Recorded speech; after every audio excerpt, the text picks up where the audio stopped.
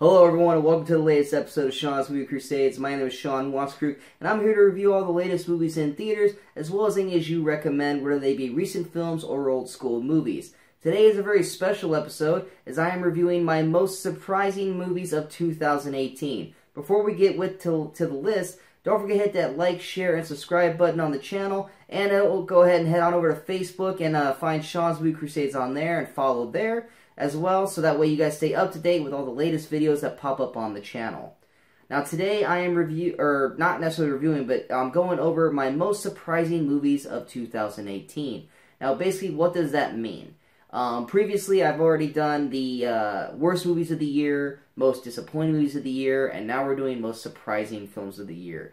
And what that basically entails is that these are movies that I wasn't necessarily looking forward to when they came out, either because of the trailers or just by the way the premise of the film was going to be, but then ended up seeing them and was greatly surprised at how well the movies were overall, and some of them ended up being some of my favorites of the year. So that's basically what this is basically, this whole video is about, is movies that were either just not my type of films, or they were advertised very poorly, but then ended up exceeding my expectations and surprising me. So we have a top 5 list, but we do have 2 honorable mentions. I'm going to try to keep this video as short as as short.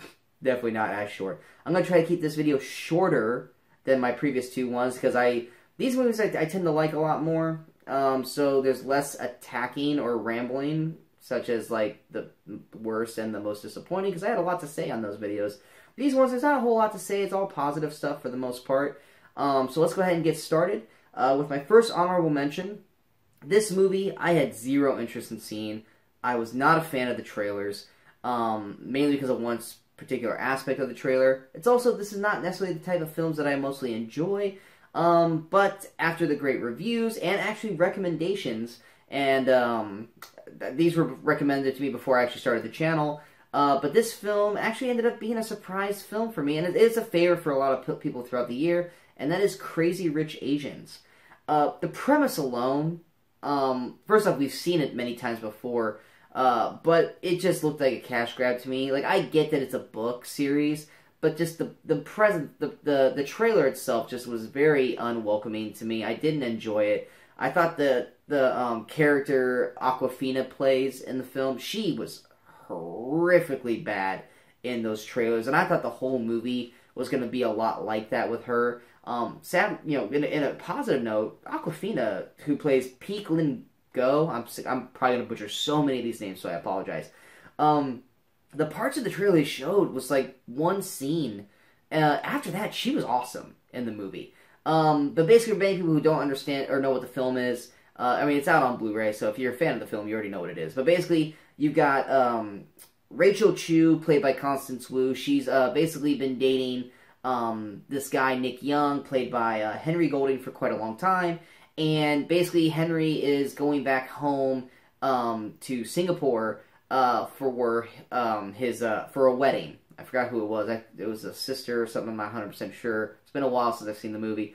But they're going back to for a wedding. And basically what Rachel finds out in the process is that Nick is basically royalty for the most part. I mean, he's basically the richest. He's part of the richest family in Singapore. And so basically it's almost like dating like a prince for the most part. And so she's basically, thrown into this world that she is just not prepared for. She's unaware of. And she has to meet his mother for the first time, which is Eleanor Young, played by Michelle Yeoh. And she's just kind of thrown in. Like, Nick does not prepare her very well for it. And she has to deal with basically all the sharks of Nick's family, because they don't approve of her. They think that she's basically there for the money, and she's basically a gold digger. Where Rachel is actually a very smart woman. She's a psychology teacher, or philosophy teacher, something like that. But she's very well put together person overall, and she just met a great guy, and she's in love with him. But they don't believe her, and they think that she's not good enough for Henry, and that Henry should be with people that they approve of, and they also want Henry to take over the business, which means he would have to stay in Singapore. So she's also hated in that sense because being with her would mean that Henry would probably stay in the U.S. and not take over the family business. So she has a lot of obstacles to kind of jump over in this film, mainly, Henry's mother. But it's actually a very well done story. Like I said, it's very by the numbers. It's not anything that we haven't seen before in other romantic comedies. But the cast is great. Constance Wu is fantastic as Rachel. She really brings a very likableness to her character, and we feel her emotions throughout. And in typical romantic comedy fashion, we root for her throughout the entire film. Michelle Yeoh plays perfect at being the bitch mother. You understand her reasonings for what she does, but she does it so well, even though we don't want to like her character. Henry Golding as Nick Young, this guy, be on the lookout for this guy, because this guy is going to be huge. He's given not a whole lot to do in the movie, except for kind of smile and look pretty. He has the occasional scene here where he actually has to do something, but he's kind of just the set piece for this movie, where the movie really revolves around Rachel and Eleanor's characters and the rest of the family, and Henry's just kind of there for the ride. But this guy, he's an amazing, he's a really, really attractive guy. But I see this guy really coming into his own as an actor. Apparently he was in Simple Favor. I haven't got to see that movie, but I heard he was solid in that. There's been rumors that when they do the new James Bond, if they decide to not go with the typical Caucasian actor for Bond, he could very well be up in the running. And if he were to get Bond, I actually wouldn't necessarily be upset about it. But Henry Golding is definitely someone to keep an eye on. He does a great job in this for the role that he plays, and I look forward to seeing what he does in future films. Other standouts in the film, you've got, like I said, Awkwafina was hilarious. This is her second movie that I've seen her in. She was in Ocean's 8 earlier this year. She did a real good job in this movie. She was quite likable, unlike the trailers portrayed her. Ken Jeong's got a small role in this. Ken Jeong's Ken Jeong. You either like the guy or you don't like the guy. I used to like the guy. Now I just find him annoying. He basically still plays that annoying character that we see him in everything else. He's a little reserved, but then he just goes full Ken Jeong at that point. But he's used very little in the movie, which is a plus. So it's not so bad. But he does overstay his welcome in one particular scene. But after that, he's pretty much only in it in little clips here and there. So for people who aren't fans of him, you don't really have to worry about him that much. Another standout for me was Nico Santos. Many people might know him from the TV show Superstore. He plays one of the gay cousin. He's got some great lines in the movie. He's pretty funny overall. But the big character of this movie is Singapore. If the whole point of this film was to show people how beautiful and amazing of a vacation tourist area Singapore is, you did your job. Because, obviously you have to be super freaking rich to probably get to some of these areas in this film. But the Singapore as a location is gorgeous throughout the entire film. Plus, the wedding itself that they go to is easily one of the most beautiful weddings I've ever seen on screen. It's a highlight scene of the year. And it's just an amazing sight to be seen.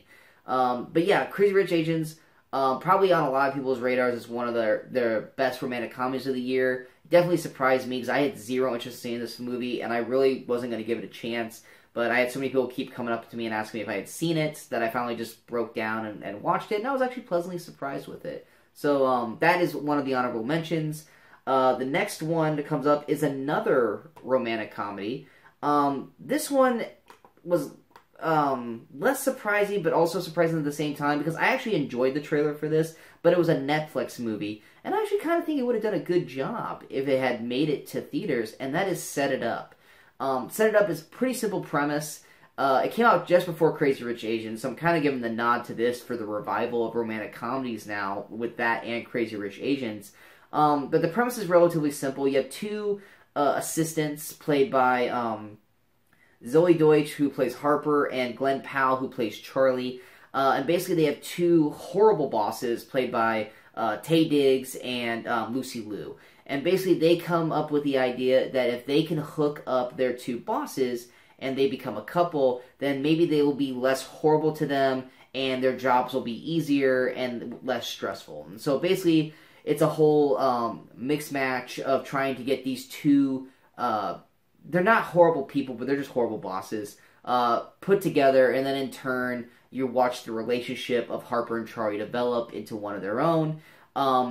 Solid cast throughout. Zoe Deutsch is a delight in this entire film. She's just adorable in every scene she's in. Glenn Powell, I love Glenn Powell from Scream Queens. He was the highlight of that show. The show itself wasn't necessarily that great, but he was awesome in it. So to finally see him in another, in his own movie role as well as a lead was very nice, and I enjoyed his character quite a bit, and I hope we see more from him and Zoe in the future. Lucy Liu and Taye Diggs, they're playing their usual characters. They have they're solid in their respective roles, and they have their comedic moments at the right times, and they do a good job of playing horrible bosses. Some other standouts: Pete Davidson from SNL. He plays Charlie's roommate / best friend. He's got some great lines in the movie, and he's enjoyable to watch. Anyone who's a fan of Unbreakable Kimmy Schmidt, Titus Burgess, he's got a small part in the movie, but it's a highlight of the film.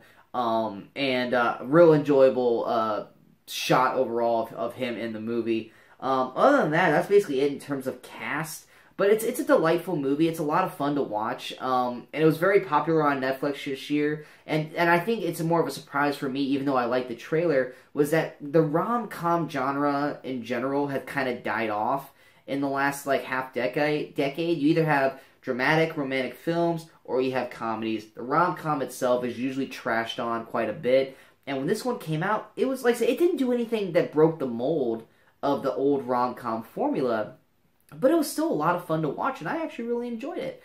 Same thing with Crazy Rich Asians. So those two movies, back to back within relatively a month of each other, really kind of brought the rom-com genre back to life in its own. Kind of like what horror movies have done in the past 5 years. So yeah, those two movies alone definitely deserve a shout out for most surprising and enjoyable films of the year. So yeah, definitely if you have Netflix, which most people do, and if you haven't watched Set It Up, I strongly recommend it, and I don't think you guys will be disappointed in the movie one bit. So now we go into the top 5. This movie is one of the better movies of the year, and I was not expecting to love this movie the way I did. I had heard about it. I hadn't really seen much in trailers, but a lot of the people that I follow in terms of movie reviews and critics and stuff like that, they all just kept talking about this movie, and eventually after the 4th or 5th time they mentioned it, I was like, I need to go find this movie and see this for myself, and that is Love, Simon. It's not necessarily a rom-com, but it's a very coming-of-age story, and basically the story follows not Nick, the movie's called Love, Simon. The movie follows Simon, played by Nick Robinson, and maybe people might know him from he was one of the younger, not children, but I mean, he was the teenager in Jurassic World. And basically it follows him. He's kind of got everything going for him in his life. He's popular. He's got a great family. He's got great friends and stuff like that. But there's one thing that's just eating away at him, and that he's gay, and he hasn't been able to come out yet. He's terrified to come out because he's afraid of how his family would treat him and his friends and all this. So basically, he starts. There's this school website, where they post thing gossip and all this kind of stuff, and he reads this one message board from this guy named Blue. And basically it's about Blue basically in a sense coming out, but not necessarily coming out because no one knows who Blue is, but it's his way to kind of come out and kind of just get it all out there, and just saying that he feels hidden and not being able to be his real self. And Simon understands that, and he basically starts becoming pen pals with Blue and falling for Blue in the process. They're kind of relying on each other to basically get through this situation and kind of build up the courage to finally come out. And in the process, it's also kind of a mystery because Simon knows that Blue's at his school, so he keeps running into certain people, developing little mini crushes with different people that he befriends at school, thinking that they might be Blue. And so you kind of going through this journey with Simon, and then he's also got his friends. He's got Catherine Langford, who plays Leah. She's many people might know her from 13 Reasons Why on Netflix. She's the best friend of Simon, who is also madly in love with him, but he just doesn't give her the time of day because he's gay. You also got Alexandria Shipp. She plays Abby. You got Logan Miller, who plays Martin. You got Keon Linesdale, who plays Bram. You also got Jorge Lenenborg, who plays Nick. You got a great cast of young teenage talent in the movie. They all have redeeming qualities they're in their roles here. They all have their little standout moments that makes them an enjoyable cast overall. Simon's parents are played by Jennifer Gardner and Josh Duhamel.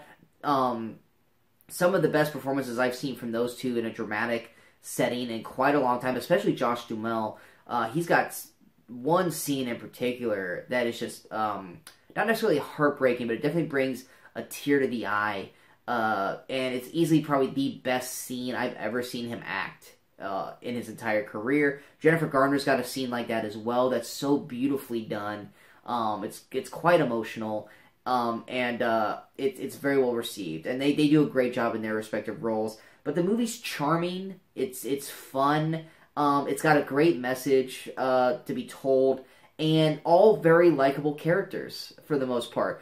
Tony Hale from Arrested Development, he plays the quirky principal. He's probably the one character that fits in but doesn't fit in at the same time.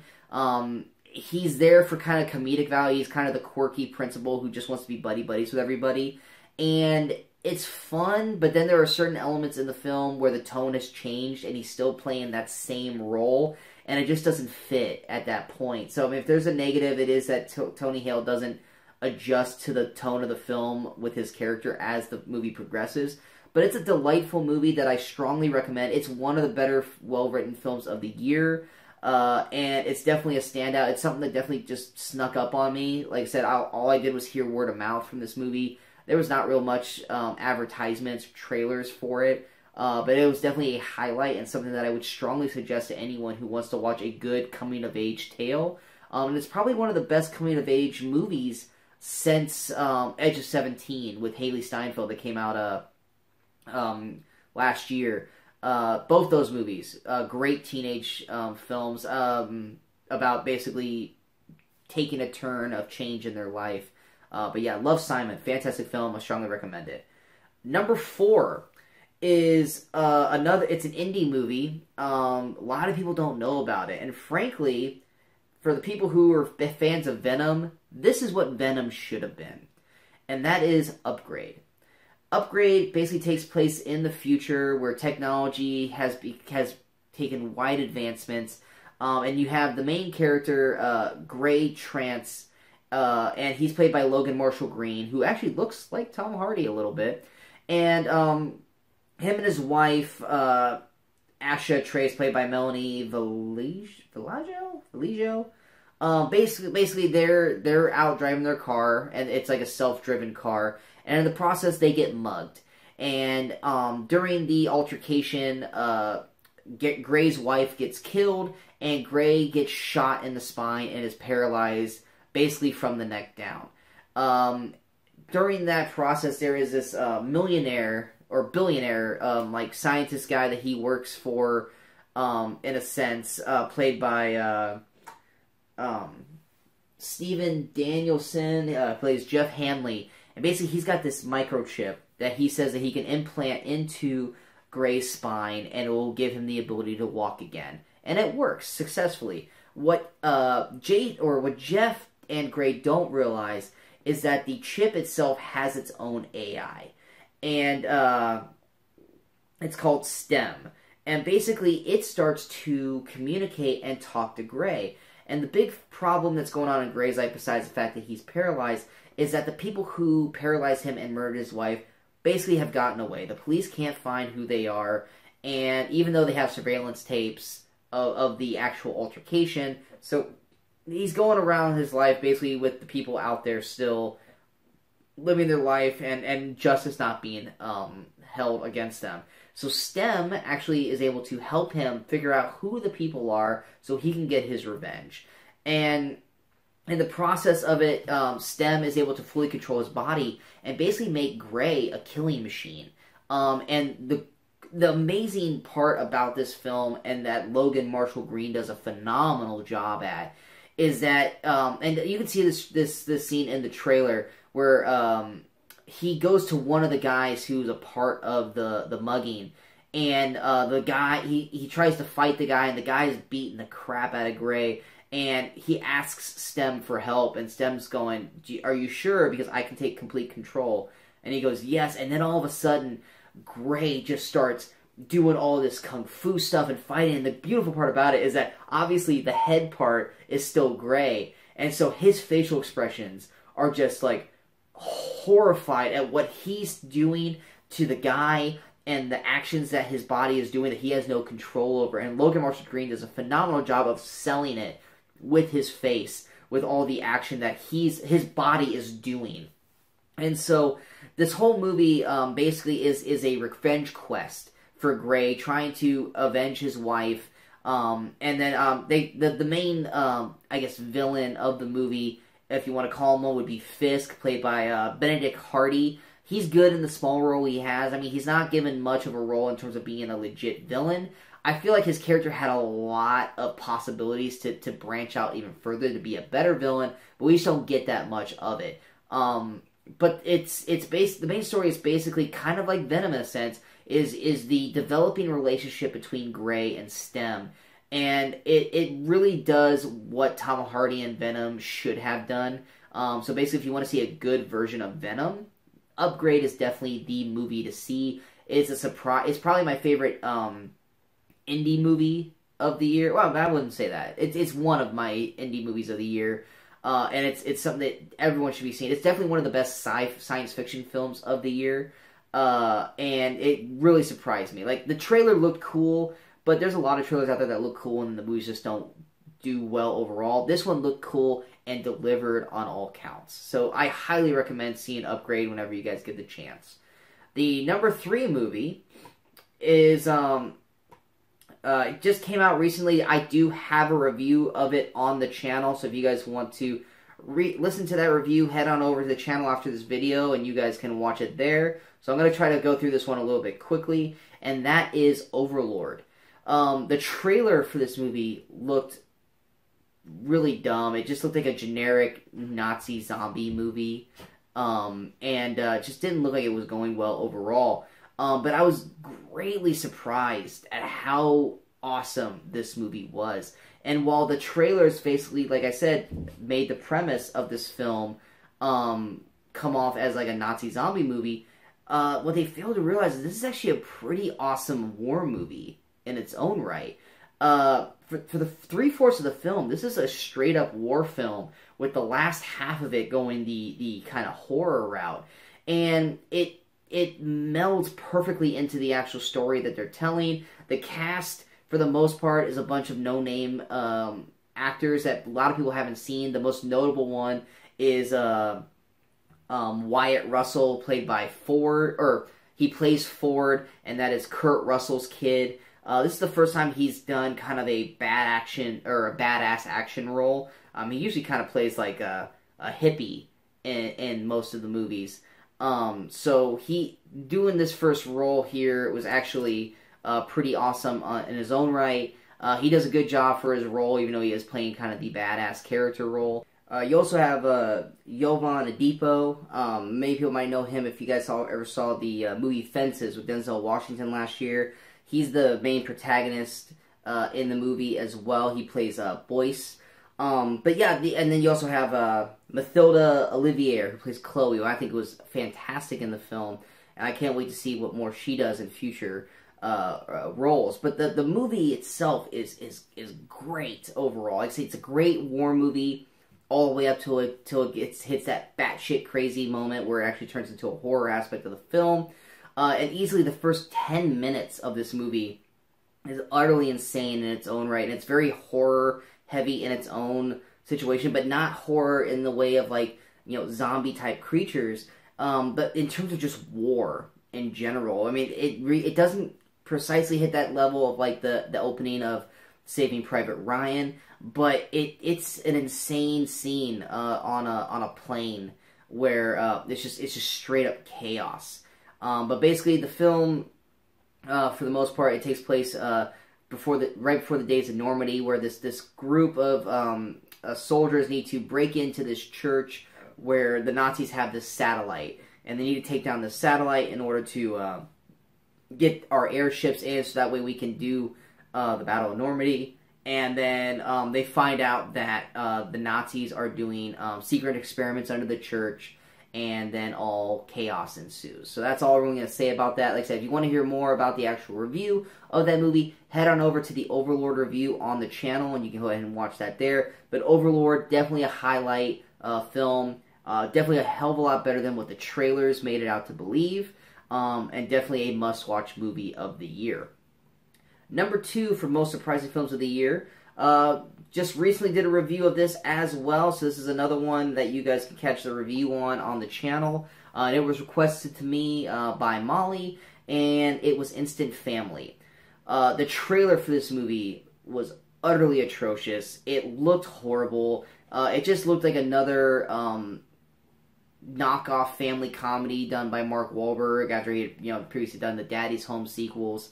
It just looked horribly bad, but the advertising was poorly done, because there's actually a really good film in this movie. It tells a lot. It's actually more of a family drama with comedic elements to it, more than it is an actual comedy. And basically it tells the story of Pete and Ellie, played by Mark Wahlberg and Rose Byrne. And basically they're a young married couple, or they're a married couple. I wouldn't say they're young, because they're obviously not in their 20s or anything. But basically they decide they want a child, but instead of making a baby and having one of their own, they want to foster one. And they fall in love with this young teenager played by Isabella Moner, Lizzie. And they want to foster her, but then they find out that she has 2 younger siblings, so if they want her, they have to take the younger siblings as well. And that's where kind of the comedic value of the movie comes into play, because you have these 2 people who really aren't ready to be parents, who now all of a sudden have 3 children that they have to take care of. But where the trailer of the movie misleads this film, as they just think it's going to be just crazy comedic antics for this situation that they're in, what they neglect to tell you is the amazing story that the film actually tells, which is the trials and tribulations that parents or aspiring parents have to go through in terms of the foster process to become foster parents, and how they have to go to like 8 weeks of classes, and they have to go to like support groups, and just how hard it is to take in children that aren't your own, and also the hard life it is of being a foster child, mainly shown through the eyes of the Lizzie character. She's been through a lot. So has her 2 younger siblings, played by Gustavo Queiroz, who plays Juan, and Juliana Gomez, who plays Lita. You can see the kind of the scars of their life played through them through previous foster parents, and then their actual real life mom. And it's played incredibly well, and it's really well done through the acting. It's one of the best dramatic performances I've seen from Mark Wahlberg in a very long time. Rose Byrne is great in this, and I hope this actually makes her branch out to some bigger, better roles. Isabella Moner as Lizzie does a fantastic job. She's a young actress that I'm looking forward to what she does in the future. Great supporting cast as well. You got Olivia Spencer and Tig Notaro. They play the foster, like the organizers of the foster care. And then you have some good scenes with family members and the other foster parents. It's just a really well done movie overall. There are some things that don't quite work in the movie, but for the most part, it's a very well done family drama with some comedic elements, and definitely a lot better than what the trailers made you out to believe. So if you saw the trailer for this and you're like, this just isn't this kind of movie for me, go ahead, make time to see this. You'll be really surprised at how good the movie actually is. And now we go to the number one most surprising movie of 2018. And it is one of the best movies, in my opinion, of 2018. And the first time I saw a trailer for this movie, I was not particularly excited to see it, mainly because I felt like it was another gimmick movie based off of the premise of the film.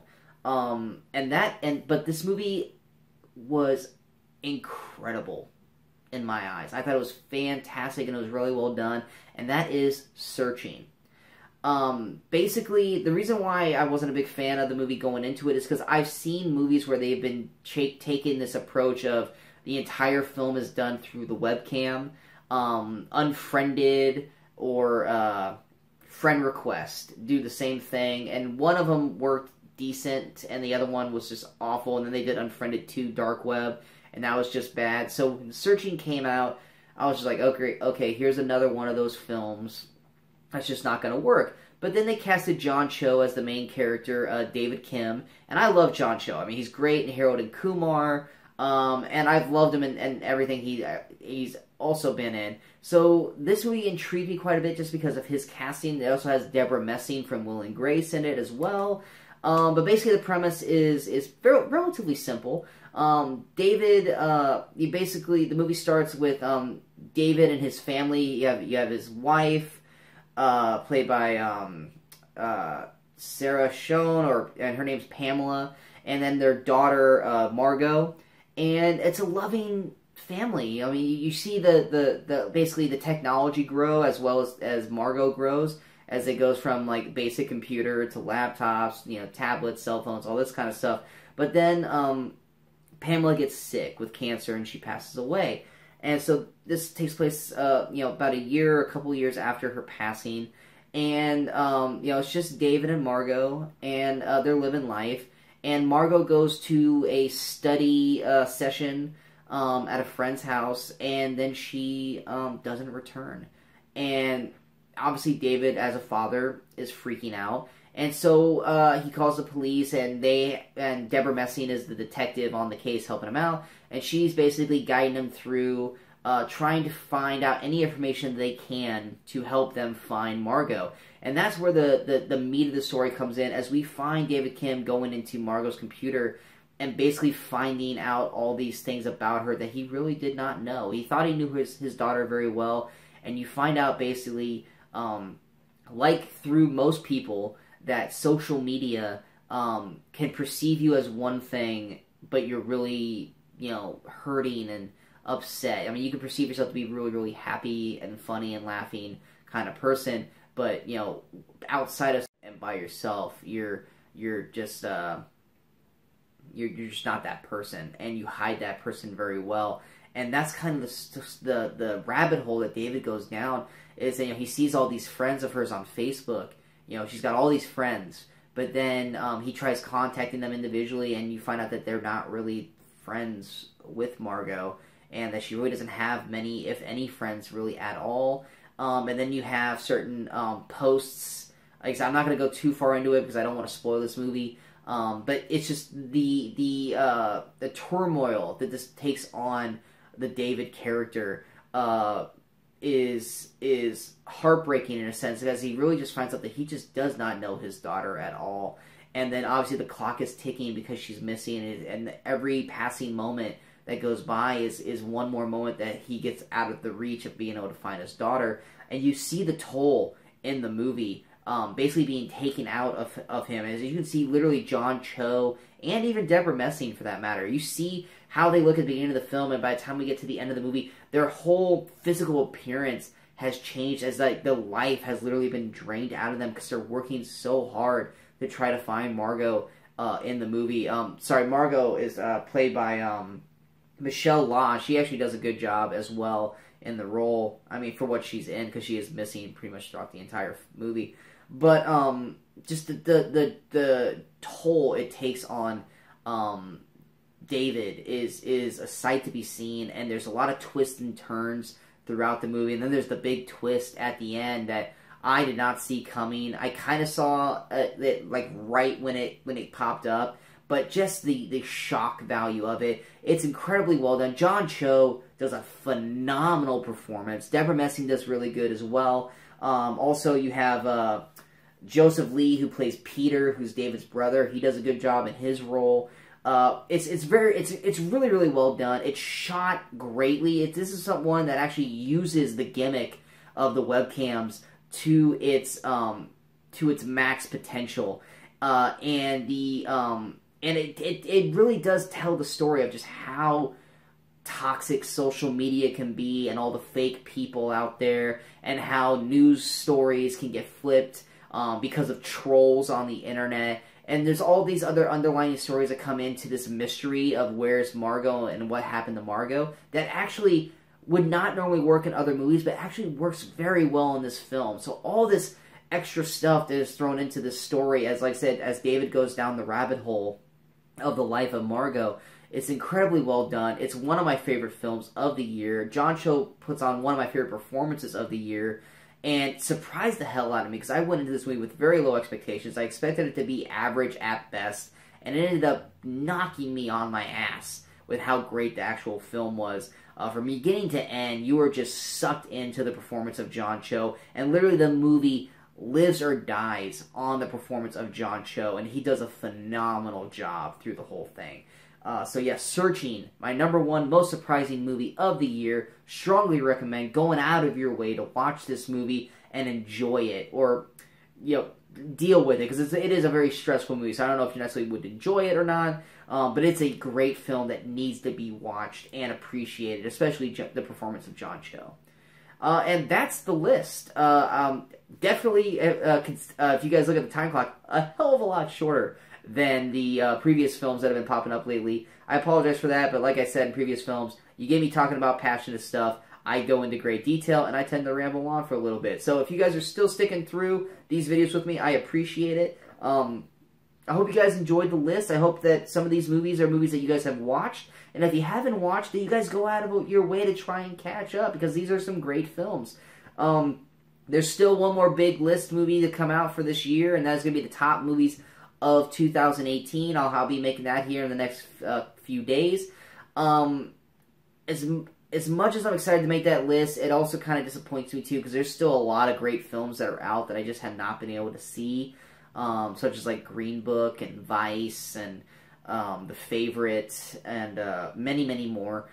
So my list is as good as I could make it with the time that I've had to see as much as I could, but there were just some movies that just were not in my area, or just time was not available to me in order to see them. So there are some movies that probably would be on the list that just aren't on it because I just wasn't able to see them.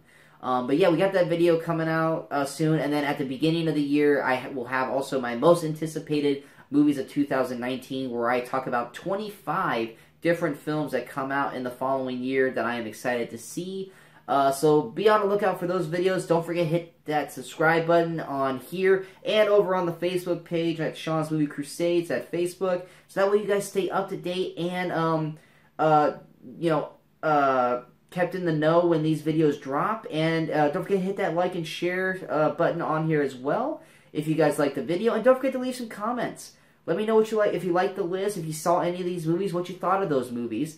Whether it be on the video itself or at the Facebook page. If you guys have any movie requests or any questions that you would like to have me discuss on the show, feel free to put them in the comments as well. And I hope you guys enjoyed the video. And until I see you guys next time, good morning, good afternoon, and good night, Movie Crusaders.